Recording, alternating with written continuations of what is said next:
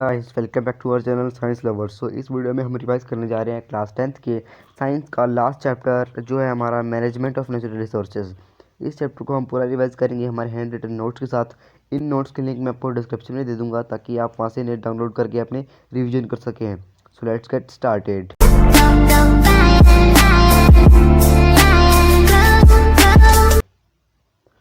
तो यहाँ पे जो हमारे चैप्टर का नाम है, हमेशा की तरह हम उसका मतलब समझ लेते हैं।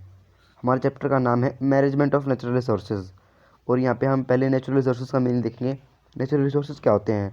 बेसिकली हम इस पूरे चैप्टर के क्वेश्चन आंसर फॉर्म में रिवाइज करेंगे ताकि आपकी जो बोर्ड की प्रिपरेशन भी हो सके और आप ये जो चैप्टर है इसकी पूरी रिवीजन कर सके क्वेश्चन आंसर वाले फॉर्म में।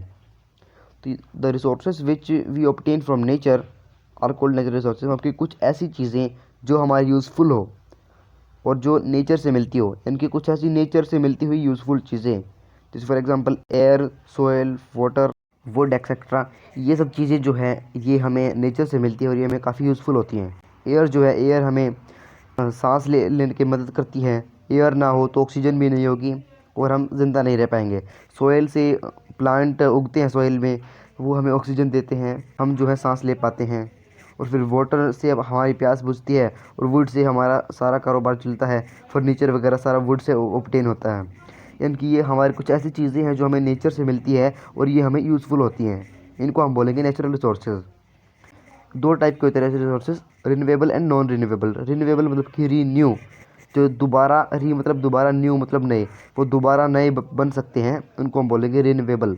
इनको हम इनएग्जॉस्टेबल भी बोलते हैं, यानी कि ये कभी ख़त्म नहीं होंगे, ये बार बार दोबारा नए बनते रहेंगे।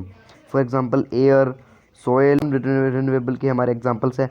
Fossil fuels for example coal, petroleum, gas, this and that, ये हमारे नॉन रिन्यूएबल हो गए।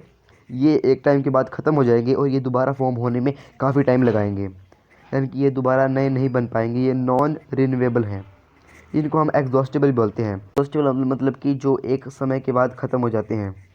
These resources which are present in unlimited amount and can be used again and again, these resources are called inexhaustible resources। हमने इसके बारे में पढ़ लिया कि वो दोबारा दोबारा यूज़ कर सकते हैं। एयर, वाटर इनके एग्जांपल्स हैं। These resources which are present in limited amount, वो होते हैं हमारे नॉन रिन्यूएबल। और पेट्रोल, कोल एक्सेट्रा, ये हमारे एग्जांपल है नॉन रिन्यूएबल के। इनको हम एग्जॉस्टेबल भी बोलते हैं। लास्ट क्लास में पढ़ा था इसके बारे में। बायो मतलब कि जो एनिमल्स के द्वारा डिग्रेड किए जा सकते हैं, एनिमल्स के द्वारा छोटे छोटे टुकड़ों में तोड़े जा सकते हैं, उनको हम बोलेंगे बायोडिग्रेडेबल सब्सटेंसेस। वो सब्सटेंसेस नहीं तोड़े जा सकते कॉम्प्लेक्स से सिंपलर सब्सटेंसेस में, तो उनको हम बोलेंगे नॉन बायोडिग्रेडेबल। इनमें आ जाते हैं हमारे प्लास्टिक, पॉलीथीन, सिंथेटिक फाइबर्स वगैरह। ये हमने लास्ट क्लास में इसके बारे में पढ़ा था। तो ये हमारा डिफ्रेंशिएशन हो गया यहाँ पे। तो यहाँ पे हम देखेंगे 3R के बारे में। अब हम देखेंगे, हमारा जो चैप्टर का नाम है वो management of natural resources. Natural resources हमने पढ़ लिया क्या होते हैं, अब मैनेजमेंट हम देख लेते हैं। मतलब कि ये जो नेचुरल रिसोर्सेज हैं इनको हम कुछ इस तरीके से मैनेज करना कि वो अगली जो पीढ़ी है उसके लिए यूज़फुल रहे। जैसे फॉर एग्जांपल अब हम, एयर जो है, एयर इनएग्जॉस्टेबल है, यानी कि वो कभी ख़त्म नहीं होगी। इसका मतलब ये नहीं है कि वो हमारे लिए यूज़फुल ही होगी। एयर कभी ख़त्म नहीं होगी लेकिन वो हार्मफुल भी हो सकती है। अगर फॉर एग्जांपल हम बहुत ज़्यादा पोल्यूशन करने लग गए और एक दिन हमारी अर्थ पे इतना पोल्यूशन हो गया कि सांस लेना मुश्किल हो गया, तो एयर किस काम की होगी हमारे लिए? वो रिसोर्स तो रहेगी ही नहीं। तो इसलिए जो हमें मैनेजमेंट करना पड़ेगा इन सभी नेचुरल रिसोर्सेज का, कैसे इनको यूज़ करना है वो सब हम यहाँ पे देखेंगे। फिर हम यहाँ पे देखेंगे डिफाइन 3R। 3R होता है reduce, recycle and reuse. Use है जो हमारी डेली नीड्स है, उनको अगर हम रिड्यूस कर देंगे तो वो हमारा मैनेजमेंट हो जाएगा नेचुरल रिसोर्सेज का। और अगर हम रिसाइकिल करें, रिसाइकिल मतलब कि जो कोई फॉर एग्जांपल प्लास्टिक है उसको हम किसी और यूज़फुल चीज़ में दोबारा रिसाइकिल कर दें। कि फॉर एग्जांपल हम प्लास्टिक को पिघला के कोई प्लास्टिक का टॉय बना दे, बहुत सारे प्लास्टिक पॉलीथीन को पिघला के, तो वो हमारा रिसाइकिल हो जाएगा। रीयूज़ मतलब कि एक ही चीज़ को बार बार यूज़ करना। फॉर एग्जांपल प्लास्टिक की कैंस में हम फ्लावर्स लगा सकते हैं, तो वो हमारा रीयूज़ हो गया। जो हमारा रिसाइकल है उसमें काफ़ी एनर्जी वेस्ट होती है, तो रीयूज़ जो है रिसाइकल से बेहतर माना जाता है। What are the problems related to construction of large dams. अब हम यहाँ पे वाटर के बारे में देखेंगे कि वाटर में जो बिग बिग डैम्स बनती हैं उनकी प्रॉब्लम्स क्या होती है। They displace people from the habitat. वहाँ पे जो लोग रहते हैं, फॉर एग्जाम्पल फॉरेस्ट में कोई डैम बनी तो वहाँ पे आसपास जो भी लोग रहेंगे उनका जो हैबिटेट है वो नष्ट हो जाएगा। वहाँ पे बहुत सारे पेड़ हमें काटने पड़ेंगे, तब जाके हमारे डैम बनेगी। और वहाँ पे फ्लड चांसेस भी बढ़ जाएंगे, क्योंकि जो हमारा डैम होती है, डैम के एक साइड बहुत बड़ा रिजर्वायर होता है। और रिजर्वायर फॉर एग्जांपल लीक कर गया, कहीं से टूट गया, तो क्या होगा, वहाँ पे फ्लड आ सकती है उस जगह में।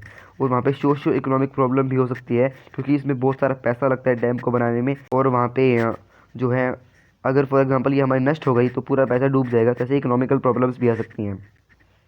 तो यहाँ पे हम यहाँ देखेंगे जो अंडरग्राउंड वाटर स्टोरेज के एडवांटेज क्या है। उनके एडवांटेज है कि वो जो हमारे जो अंडरग्राउंड वेल्स होते हैं, कुएँ, उनको रिचार्ज कर देती है। यानी कि फॉर एग्जांपल अगर हम अंडरग्राउंड वाटर को स्टोर कर रहे हैं अंडरग्राउंड, तो उसका जो कुछ पानी है वो वेल्स में चला जाएगा और वो रिचार्ज हो जाएगा। फिर हमारी बायोडाइवर्सिटी और वेजिटेशन जो है वो बढ़ जाएंगे। जो पानी चाहिए सभी पौधों को नीचे, अगर हम नीचे पानी स्टोर करेंगे तो सभी पौधे भी ले पाएंगे अच्छे से पानी, और हमारी बायोडाइवर्सिटी भी इंक्रीज होगी। इवेपोरेट नहीं होगा वो पानी, मतलब कि वो पानी ख़त्म नहीं होगा, इवेपोरेट करके ऊपर नहीं जाएगा नीचे, क्योंकि कोई सनलाइट नहीं पड़ती, इसलिए इवेपोरेशन भी पॉसिबल नहीं है वहाँ पे। और वहाँ पे क्या होगा, ग्राउंड लेवल का जो वाटर है वो भी बढ़ जाएगा, क्योंकि वो रिचार्ज कर देगा ग्राउंड वाटर को। और वो free from mosquitoes and insects रहेगा, मतलब कि वहाँ पे मॉस्किटो इंसेक्ट्स कोई आएंगे ही नहीं, क्योंकि मॉस्किटो इंसेक्ट ये एयर में रहते हैं, इनको हवा चाहिए होती है, और नीचे हवा बिल्कुल भी नहीं मिलती, इसलिए जो है ये ज़मीन के ऊपर रहते हैं। फिर यहाँ पे हम चिपको आंदोलन के बारे में पढ़ेंगे और हग द ट्री मूवमेंट, यानी कि जो हमारा वेस्ट बंगाल है, वेस्ट बंगाल में एक ऐसा आंदोलन चला था जिसमें जो वहाँ के जो लोग हैं उन्होंने क्या करना शुरू कर दिया था, उन्होंने ट्रीज़ को हग करना शुरू कर दिया था, इनके गले लगाना शुरू कर दिया था, ताकि जो है वो लकड़हारे आते थे रोज़, वो उन्हें काटते थे, तो वो कहते थे कि इनको मत काटो, ये मतलब कि ये हमें जो है हमें काफ़ी हेल्प करते हैं, और उन्हें हग कर जाते थे, यानी कि फिर वो काट नहीं पाते थे, वो उनके चिपक जाते थे सारे। तो ऐसे हमारा जो चिपको आंदोलन है ये चलता था, वेस्ट बंगाल में हुआ था पहले ये कभी चिपको आंदोलन। फिर हम देखेंगे यहाँ पे डिफॉरेस्टेशन के बारे में। डिफॉरेस्टेशन क्या होता है, cutting of trees on large scale is called deforestation, और इसका उल्टा, यानी कि जब हम ट्रीज़ को लगाएं तो वो हो जाएगा afforestation on a large scale. यहाँ पे इसके हम डिसएडवांटेज पढ़ लेते हैं। It increases green house effect है, अगर हम पेड़ को काट दें तो क्या होगा, वो जो है वो कार्बन डाइऑक्साइड जो है वो गेन करते हैं, वो उसको एब्जॉर्ब करते हैं कार्बन डाइऑक्साइड को। और अगर ट्री कट गए तो कार्बन डाइऑक्साइड एब्जॉर्ब करने वाला कोई होगा ही नहीं। फिर क्या होगा, एब्जॉर्ब करने वाला अगर कोई होगा नहीं तो जो हमारी कार्बन डाइऑक्साइड है वो ग्रीन हाउस इफेक्ट करना शुरू कर देगी। मतलब कि जो ग्रीन हाउस इफेक्ट है, कार्बन डाइऑक्साइड जो है वो सन रेज को और भी ज़्यादा कैप्चर करना शुरू कर देगी और अपने अंदर रख लेगी, तो जो हमारी अर्थ का एटमॉस्फेयर है वो गर्म होना शुरू हो जाएगा। ये होता है हमारा ग्रीन हाउस इफेक्ट। इसके कुछ ग्रीन हाउस गैसेस होते हैं, जैसे फॉर एग्जांपल CO2, मीथेन। ये क्या करती हैं, ये बहुत ज़्यादा हीट को एब्जॉर्ब कर लेती है और हमारे अर्थ के एटमॉस्फेयर को गर्म बना देती हैं। तो ये हमारा ग्रीन हाउस इफेक्ट होता है पेड़ को काटने से। ये रेनफॉल पैटर्न चेंज कर देता है। जो ट्रीज़ जो है, ट्रीज़ में से वाटर एवेपोरेट होता है और इवेपोरेट होकर दोबारा नीचे आता है, यानी कि ट्रीज़ जो है रेनफॉल में भी मदद करते हैं, और रेनफॉल वहाँ पे बंद हो जाता है अगर ट्री कट गए तो। सॉइल इरोजन नहीं होता, वो पानी क्या होता है, अगर फॉर एग्जांपल वहाँ से कोई पानी आए, मिट्टी का कटाव नहीं होगा, वो पानी को सोख लेंगे, और पानी से जो मिट्टी हट जाती है वहाँ से वो नहीं होगी, यानी कि पूरे पानी को वो सोख लेंगे। वहाँ पे फ्लड चांसेस बिल्कुल कम हो जाएंगे। क्यों, क्योंकि जो उसके जो रूट्स है वो सारे पानी को एब्सॉर्ब कर लेगी और वहाँ पे कभी फ्लड आएगी ही नहीं। अगर हमने वहाँ पे पेड़ काट दिए तो क्या होगा, वहाँ पे बहुत ज़्यादा फ्लड के चांसेस बढ़ जाएंगे और बायोडाइवर्सिटी भी हमारी नष्ट हो जाएगी। और जो हमारा सोइल एरोजन है वो भी होता है, क्योंकि जो पेड़ है वो सोइल एरोजन को रोकते हैं और वो अपने अंदर एब्जॉर्ब कर लेते हैं, लेकिन अगर वहाँ पे पेड़ नहीं होगी तो वहाँ पे बहुत ज़्यादा सोइल एरोजन हो सकता है। फिर यहाँ पे हम देखें एफोरेस्टेशन के बारे में। एफोरेस्टेशन डिफोरेस्टेशन में बिल्कुल उल्टा। Planting trees on a large scale is called afforestation. It balance the environment and saves us from any harm. फिर हम सस्टेनेबल मैनेजमेंट के बारे में देखेंगे। सस्टेनेबल मैनेजमेंट मतलब कि जो हमारे रिसोर्सेज है उनको कुछ इस तरीके से मैनेज करना कि वो फ्यूचर जनरेशन के लिए जो है उनके लिए अवेलेबल हो, यानी कि उनको judicial use of natural resources is called sustainable management. तो यहाँ पे हम देख लेते हैं not to over use of resources. ये जो हमारा सस्टेनेबल डेवलपमेंट है ये काम कैसे करता है, यानी कि इसमें कौन से स्टेप्स होते हैं वो हम यहाँ पे देखेंगे। हमें जो रिसोर्सेज उनका ओवर यूज़ नहीं करना है, यानी कि जितनी हमारी ज़रूरत है उससे ज़्यादा हमें यूज़ नहीं करना है नेचुरल रिसोर्सेज को। कोल, पेट्रोलियम, इनको हम ज़रूरत के हिसाब से ही यूज़ करना है। डेवलप इको फ्रेंडली टेक्नोलॉजी, यानी कि हमें एनवायरनमेंट फ्रेंडली टेक्नोलॉजी बनानी होगी, यानी कि कुछ ऐसी टेक्नोलॉजी जो एनवायरनमेंट को हार्म ना करे, वैसी टेक्नोलॉजी हमें अपनानी होगी।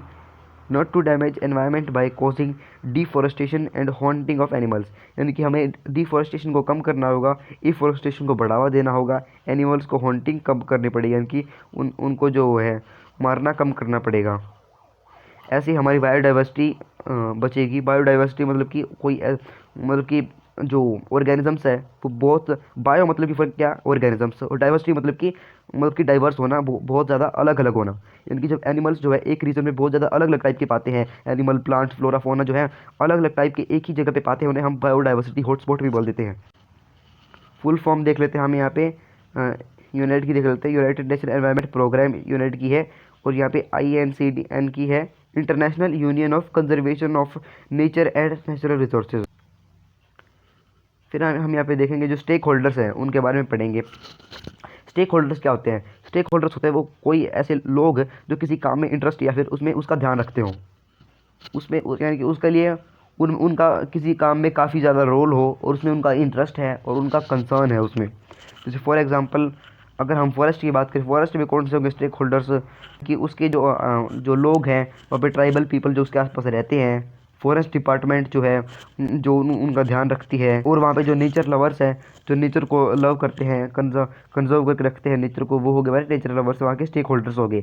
फॉर एग्जांपल हम एक कोई स्कूल है, स्कूल के स्टेक होल्डर्स देखें, स्कूल के स्टेक होल्डर्स कौन से होंगे? वहाँ के टीचर्स, वहाँ के प्रिंसिपल्स, वहाँ के स्टाफ मेंबर्स और वहाँ के स्टूडेंट्स, ये और वहाँ के जो वर्कर्स हैं वो टुगेदर फॉर्म करेंगे एक स्टेक होल्डर्स की ग्रुप। तो यहाँ पे ऐसे हम फॉरेस्ट के स्टेक होल्डर देखेंगे। पहला जो स्टेक होल्डर है वो है people who live in forest, यहाँ पे यानी कि जो वहाँ के लोकल पीपल वहाँ पे रहते हैं वो होगा पहले स्टेक होल्डर, दूसरे फॉरेस्ट डिपार्टमेंट के, और तीसरे जो हमारे नेचर लवर है, यानी कि जो नेचर को पसंद करते हैं और जो नेचुरल रिसोर्सेज को लव करते हैं, वो हमारे हो गए तीसरे स्टेक होल्डर। और वहाँ पे local people who collect product without damaging the forest, वहाँ के लोकल पीपल जो वहाँ पे जो है जो फॉरेस्ट में नहीं रहते हैं लेकिन फॉरेस्ट से कुछ ऐसी चीज़ें लाते हैं बिना फॉरेस्ट को हार्म करे, वहाँ वो हो गया हमारे fourth stake holder.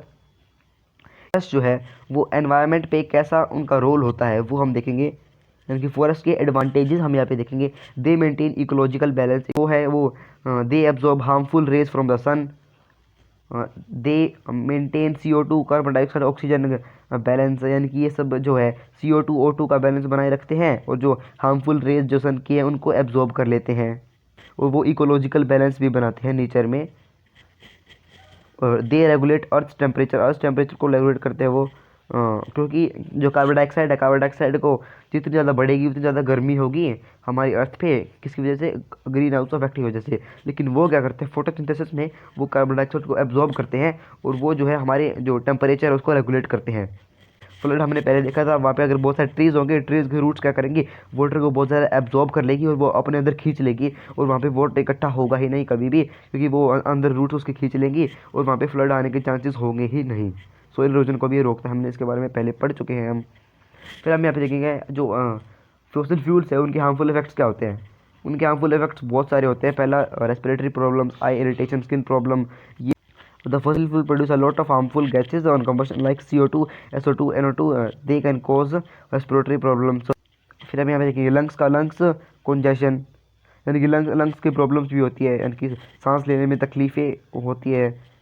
Decrease in rate of photosynthesis में जो है उसका रेट कम हो जाना फॉसिल फ्यूल्स के वजह से होता है। यहाँ पे देखिए जो हमारा जो वाटरशेड मैनेजमेंट होता है वो क्या होता है, मतलब कि जो हमारा फॉर एग्जांपल एक कोई पहाड़ है और पहाड़ के जो ऊपर से फॉर एग्जांपल कोई ड्रेन आ रही है, कोई ड्रेन ऑफ वाटर आ रही है, और वो सारा जो वाटर है वो एक जगह पे एक्यूमुलेट हो जाए, यानी कि जो सारा वाटर है वो शेड हो जाए एक जगह पे, उसे हम बोलेंगे वाटरशेड मैनेजमेंट। ये पहाड़ों में हो सकता है, वहाँ पे रिवर्स जो है एक जगह मिल के यहाँ पे एक तालाब बना लेती हैं, उनको हम बोलेंगे वाटरशेड। या फिर ये हाउसेस में भी हो सकता है, हाउसेस से जो पानी निकलता है, जो क्लीन वाटर वेस्ट हो जाता है, वो जब एक जगह पे एक्यूमुलेट हो जाता है हाउसेस का बहुत सारे, तो फिर वो क्या होगा? वो हमारा होगा एक जगह से वाटरशेड मैनेजमेंट हो जाएगा वो। इनकी जो कई ड्रेन्स ऑफ वाटर मिल जाती हैं एक जगह पे, एक बहुत सारा वाटर इकट्ठा जो हो जाता है एक जगह पे, उसे हम बोलेंगे वाटरशेड मैनेजमेंट। ये जो है ये ड्रोट और फ्लड को रोकता है। क्यों? क्योंकि जो एक जगह पे फॉर एग्जांपल जिस जगह से वाटर आ रहा है वहाँ से तो फ्लड आएगी ही नहीं, क्योंकि वहाँ पे जो है वाटर सारा नीचे चला जाएगा वाटरशेड में, और वहाँ पे जो वाटर कंजर्व हो जाएगा। वहाँ पे अगर फ्लड आ भी गई तो सारा वाटर नीचे शेड हो जाएगा, नीचे जहाँ पे जो पहले एक्यूमुलेट होता रहता था। ये जो है जो रिजर्वर्स होते हैं उनकी लाइफ को बढ़ा देती है, यानी कि डाउन स्ट्रीम्स जो है मतलब कि डाउन स्ट्रीम मतलब कि ऊपर से कभी कभार जो नीचे पानी फ्लो होता है उसको हम बोलेंगे डाउन स्ट्रीम।